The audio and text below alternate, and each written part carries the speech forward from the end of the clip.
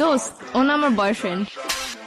তোর বয়ফ্রেন্ড মানে রাস্তাতে একটা পোলা দইরা লয়ে আমার কবি এটা তোর বয়ফ্রেন্ড আমি মাইনা লমু তারপর তো করে মিলাই দিয়ে আমি চোখের পানি মুছতে মুছতে জামুগা পিছনে একটা ব্যাকগ্রাউন্ড মিউজিক বাজবো বেস্ট ফ্রেন্ড হইছি দেখে কি মনের কথা কইতে পারি না দেখে তোর আড়াই ফেলামু কি মনে করছস বাংলা নাটক পাইছিস এটা হয় তোর লাগে কেমনে কানেক্ট হইছে আমার ক্লিয়ার কর। এক সপ্তাহ ফেসবুকে রিলেশন।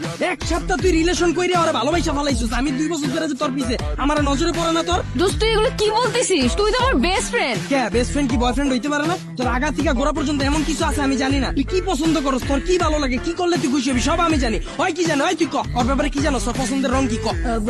পছন্দের রং ভাই জানি না জানোস না ওর কি খাইতে ভালো লাগে ক কি কখনো জিগাই নেই তো। এক সপ্তাহ কথা কইয়া তুই পোলার প্রেমে পড়ে গেছিস আমি যে 2 বছর ধরে তোর পিছনে বান্দির মতো খাটলাম এটার কোনো দাম নাই দিন রাত 24 ঘন্টা তোর সময় দিছি তোর কি ভালো লাগে কি করলে তুই খুশি হবি এত কিছু কইরাও তোর মন পাইলাম না কে দুইটারে বাই বাই বাই বাই তুই কি ভাবছিস রাস্তাতে একটা পোলার আইন না আমার পরিচয় করায় দিতাছস।